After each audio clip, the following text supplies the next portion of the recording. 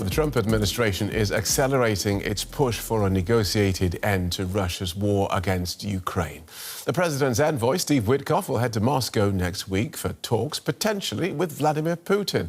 At this stage, it's not clear what deal they'll be discussing. President Trump described the meeting as being to fine-tune the amended version of a draft peace plan that was rejected by Ukraine and its European allies. But despite the diplomatic push, there is no sign of Russia easing its attacks. Let's get into this with Michael McFaul, who's a professor of political science at Stanford University. He served as US ambassador to Russia from 2012 to 2014. He's also the author of Autocrats versus Democrats, China, Russia, America and the New Global Disorder, which came out last month. And welcome to DW. From what you've learned about this fine-tuned US peace plan, do you think it does meaningfully move this conflict towards an end? I'm not sure. To be honest, I would hope so, of course. Everybody wants this barbaric invasion of Ukraine to end, Vladimir Putin's invasion.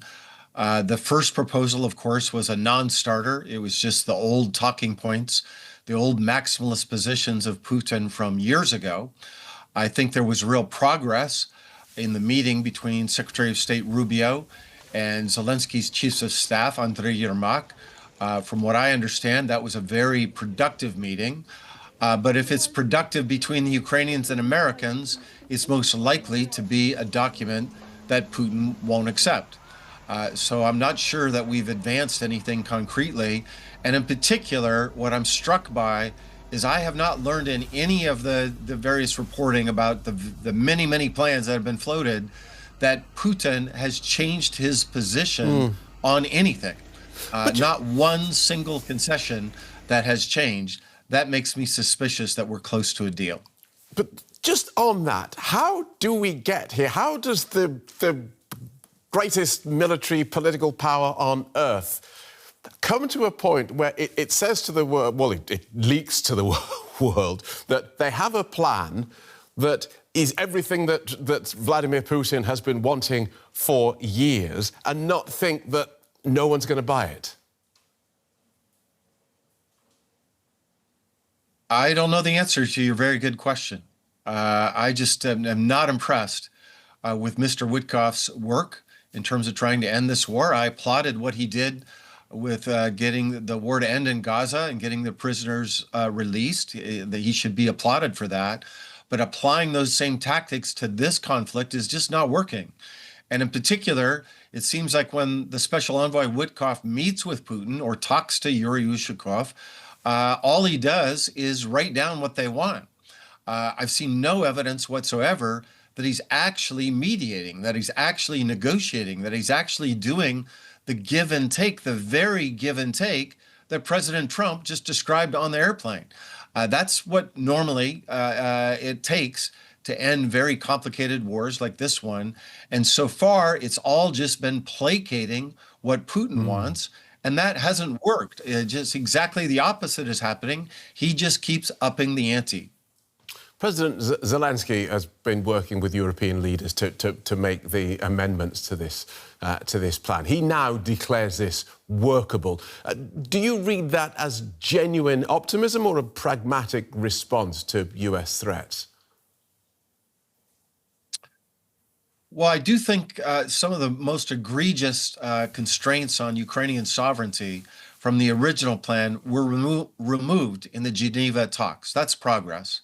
I don't think it's been resolved what it means to give Ukraine a security guarantee. I think that's one of the big outstanding questions for President Zelensky.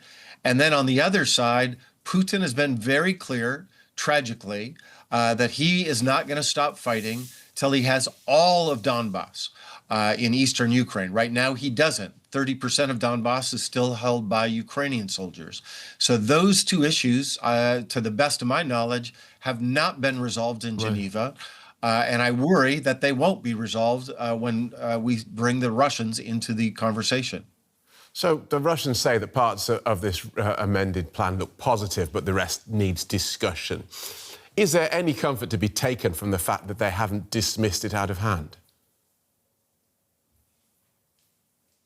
I guess if you're an eternal optimist, yes. But I've heard what Lavrov said. I've heard what his deputy foreign minister, Witkoff, just said a few hours ago. And they said very clearly, we're not giving any concessions. That's literally what they said. We are basing the negotiations moving forward based on allegedly, I want to underscore, I don't know what was agreed to in Anchorage, but they're basing it on what was agreed to in Anchorage.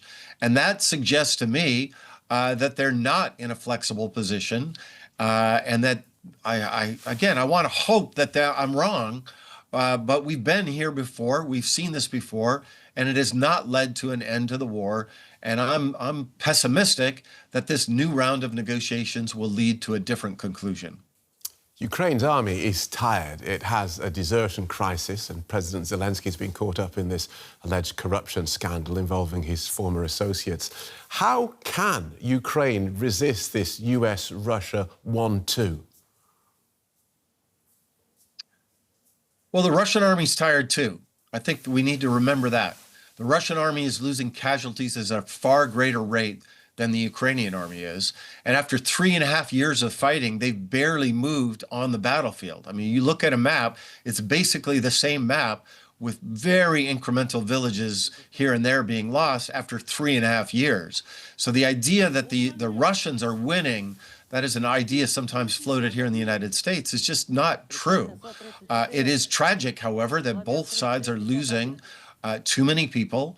And that's why, of course, we would like to see an end to this war. But it is incorrect to assume that Ukraine is on the verge of collapse. I just see no evidence to support that proposition. If the war ends with Russia keeping territory, even indirectly, do you think this will embolden other revisionist powers? Yes, of course.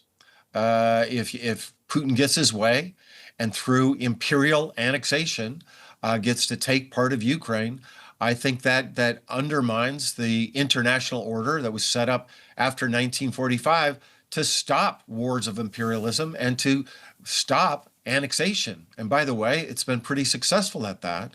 And so I worry what the signals are to around the world, especially in Beijing, with respect to Taiwan. Good talking to you, Professor. Professor Michael McFaul from Stanford University. Thank you.